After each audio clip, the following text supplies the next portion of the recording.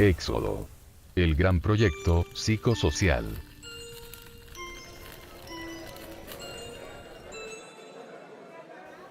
Hola, ¿qué tal? Buenos días. El día de hoy quiero regalarles un tema muy trascendental en lo que viene siendo la creencia judeocristiana, y me refiero al Éxodo.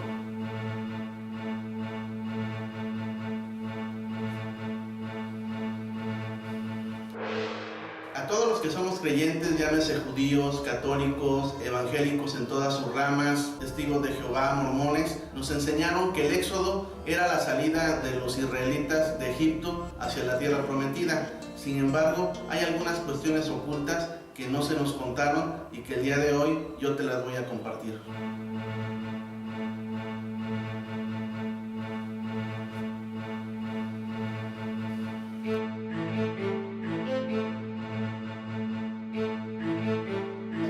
Te voy a invitar a que tengas tu Biblia a la mano para checar algunos pasajes que quizás sean controversiales. El Éxodo es el segundo libro de lo que nosotros llamamos el Antiguo Testamento. Si eres judío, obviamente no se va a llamar así, se va a llamar Shemot y se encuentra en la Torá o en el Tanaj. También es bien importante que tengas presente estos tres conceptos. 1. La Biblia puede interpretarse desde varios contextos. Puede ser religioso, espiritual, que no es lo mismo, político, histórico y psicosocial. Y es este último del que nos vamos a valer para poder, junto con la historia, validar el Éxodo. Lo que te enseñan en la iglesia, en el culto o en el lugar a donde a ti te hablan de Dios no es interpretación, es lectura de comprensión. Y esa es la razón por la que muchos pasajes no son comprendidos por la gente común. Algo que sí es bien cierto y te lo dicen en tu culto, en tu religión, en la iglesia, es que para poder interpretar correctamente, aparte de tener conocimientos en símbolos y analogías, será muy relevante que eches un vistazo a la historia sobre las costumbres y usos de la época.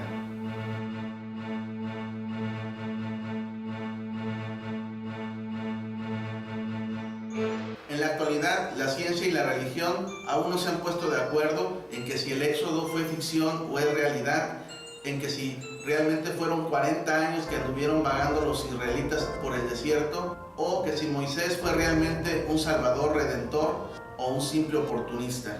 Al final del video, tú te podrás contestar estas preguntas sin ningún problema. Lo que sí te puedo adelantar, desde mi más sincero punto de vista, es que el Éxodo es el proyecto psicosocial más grande y trascendental de todos los tiempos que se ha implantado a la humanidad por el Ser Supremo llamado Dios.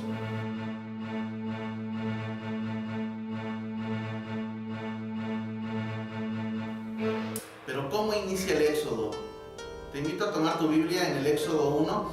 Ahí se cuenta la historia de Jacob, alias Israel, y las de sus hijos que llegan a Egipto, contando inclusive a José el Soñador, que ya se encontraba en ese país. De hecho, esa es la razón por la que sus demás hermanos y padres llegan a esa nación.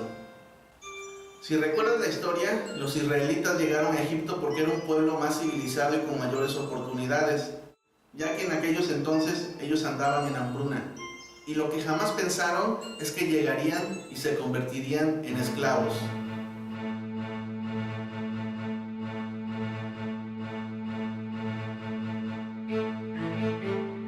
Enseguida, en el Éxodo 2, entra en escena el actor principal llamado Moisés.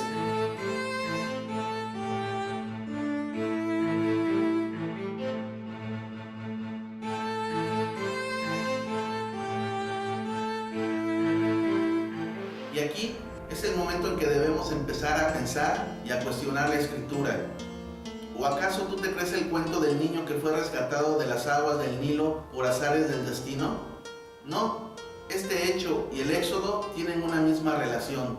Era un plan maestro que inició desde ese entonces. Para que entiendas un poquito más el tema, debes de ver mis videos Los agentes secretos de Israel y la infiltración judía en los gobiernos del mundo. Este material te va a ayudar bastante a comprender que Moisés no era un simple niño abandonado, sino que era un agente secreto de Israel infiltrado en el gobierno para poder, años más tarde, realizar el gran Éxodo. y vamos a estudiar un poquito las características de Moisés, porque Moisés no es el que te presenta Hollywood ni la Biblia. Ese gran redentor que ayudó a su pueblo a salir de Egipto no es como lo pintan. De entrada, ¿por qué eligió Dios a Moisés y no a Aarón o cualquier otro israelita creyente y ferviente? Bueno, la primera razón es porque él era el infiltrado. Dios trabajó en este plan desde antes de que naciera Moisés. Otras preguntas que te debes hacer al respecto son: ¿por qué eligió Dios a un tartamudo? Todos sabemos por los relatos de la Biblia que Moisés no podía expresarse en público, era tartamudo. Todo lo hacía a través de su hermano Aarón.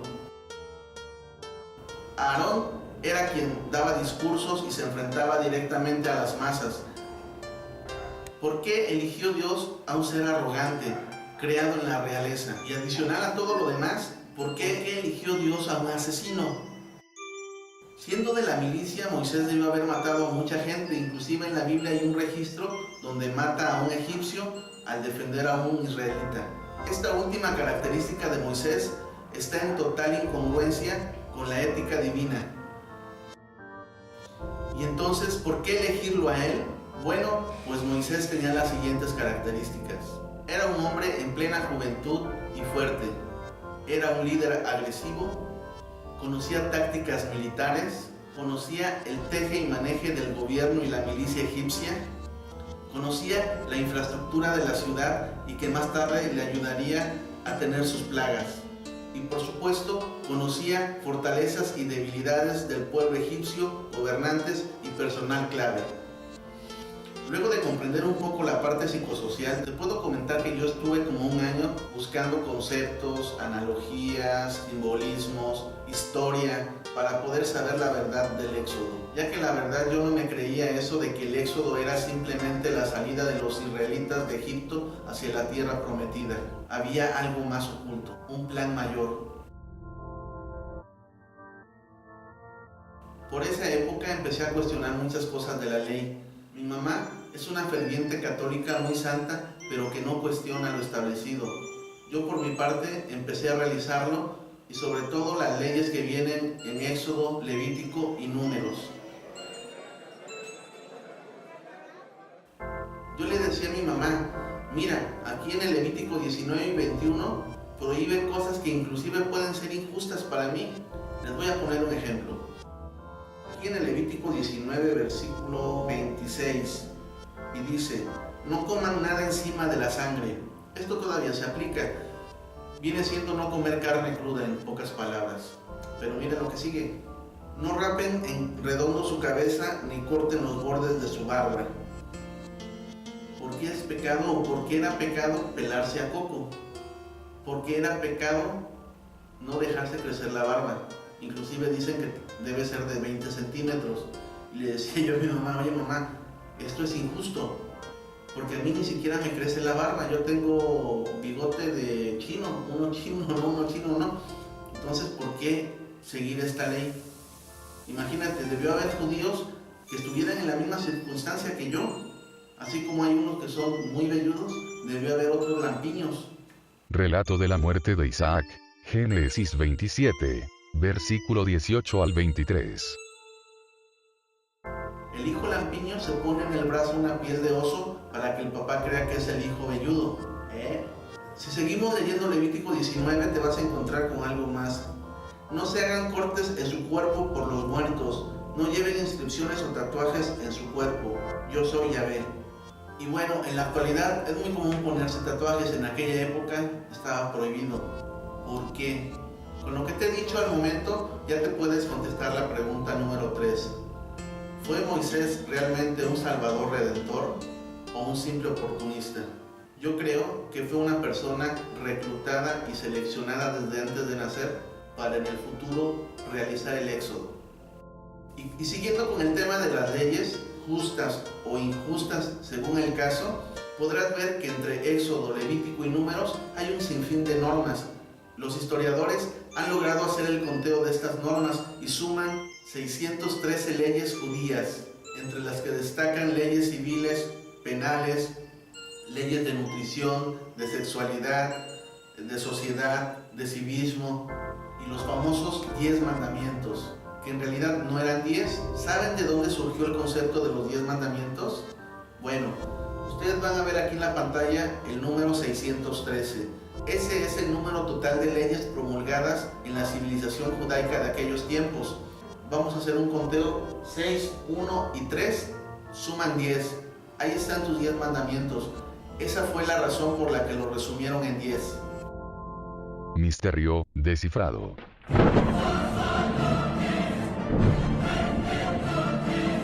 Por aquellos días, cuando yo estaba investigando sobre el Éxodo, vi un programa en Discovery Channel. Estaba relacionado con la tumba de Akenatón el Grande, uno de los grandes faraones de Egipto. En él presentaban la imagen de la momia y con la tecnología hicieron una imagen tridimensional de ella, pegándole músculo tras músculo en toda la cara hasta lograr tener una imagen de lo que fuera Akenatón. Cuando vi esa imagen, me cayó el 20 enseguida sobre el concepto del Éxodo. El tema que estaba oculto ya no era oculto para mí. Había yo comprendido la razón de ser de este peregrinar.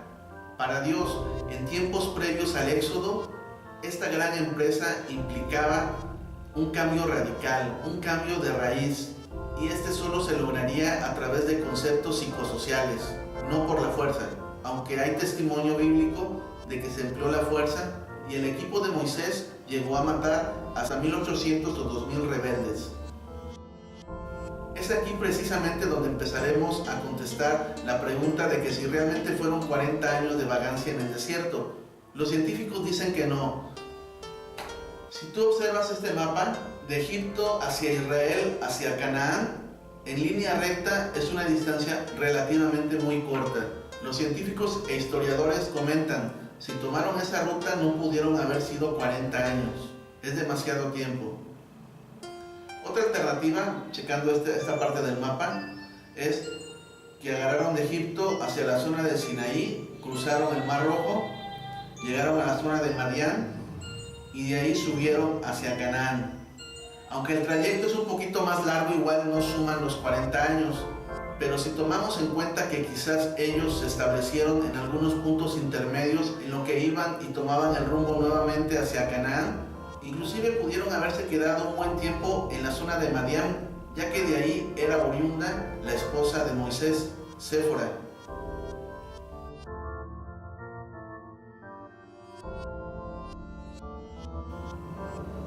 Para Dios era muy importante el hecho de que el éxodo fuera de 40 años. Con esto se garantizaba que la generación, la primera que sale de Egipto, no fuera la misma que llegara a Canaán, a la tierra prometida. Debieron haber 2, 3 o más generaciones nuevas que llegarían a la tierra prometida. Esto garantizaría que la gente vieja que tenía el pasado israelí ya no llegara a Canaán. ¿Pero cuál es la razón? Bueno, veamos la imagen de Akenatón. Esta es la imagen de un egipcio de la época de los faraones. Una persona pelona, sin barba, aunque a veces se dejaban una tripita aquí de barba, se tatuaban las cejas, se tatuaban el cuerpo, se perforaban, usaban arracadas, usaban anillos, usaban brazaletes aquí en esta parte de la muñeca. Y seguramente por el tiempo que estuvieron cautivos los israelitas en Egipto, ellos también adoptaron muchas costumbres egipcias, muchas costumbres paganas a la vista de Dios. Inclusive, me atrevo a comentar que la imagen de un israelita de la época de los faraones era similar a la de un egipcio. Y esto te lo comento porque actualmente también se da este fenómeno. Muchos paisanos míos que migran al norte, a Estados Unidos, se van algunos años, pero cuando regresan ya traen muchas costumbres y tradiciones de allá, inclusive modos de ser y estilos de vida. El ejemplo más clásico son los cholos. Vienen los chavos con sus gorras, con sus camisas y pantalones bombachos, hablando raro, caminando raro. Y bueno, imagínate en aquella época, los israelitas llegando a Egipto, adoptando su cultura, pero cuando se van hacia la tierra prometida, van vestidos de egipcios, van tatuados, van perforados, van pelones. Bueno, pues Dios maquiló el proyecto del Éxodo para que este no fuera una simple salida de Egipto y llegada a la tierra prometida. Hubo un tiempo, 40 años, un tiempo de preparación, y es que el número 40 en la Biblia significa eso, preparación, renovación. Por ello, en simbología tú debes relacionar el número 40 con las 40 semanas que está el niño en el vientre materno. Cuando nace la semana 40, viene una nueva vida al mundo. Por eso también en el diluvio fueron 40 días y 40 noches. Se destroza, se va todo lo que existía, todo lo malo, y nace un nuevo mundo. Lo mismo pasó en el Éxodo. Se reinician las generaciones, y cuando llegan los israelitas nuevos a la tierra prometida, ya perdieron muchas de las costumbres paganas que tenían. Y ahora tú los puedes ver así, con sombrero, vestidos de negro, camisa blanca, con sus caireles, con las barbas a 20 centímetros, y cuando no tienen barba, bueno, con sus caireles y con su gorrita. Dios también les dio identidad como pueblo. Este es el gran proyecto psicosocial de Jehová para su pueblo. Muchos han de pensar, estás trastornado, algo le pasó a Roberto, pero no, miren, si ustedes leen Levítico 19, versículo 19, aquí y en varias partes de este Levítico y Números dice Dios algo bien importante, y lo va recalcando y lo va recalcando, de tal manera que se grabe en su pueblo. Dice, guarden mis tradiciones y costumbres. Así dice Levítico 19, 19. Para Dios era muy importante este cambio de raíz, este cambio de esencia, este cambio psicosocial. No solo era un cambio de residencia, era algo más. Con esto terminamos de contestar todas las preguntas planteadas desde un inicio. Espero te haya gustado el video, dale like y suscríbete por favor.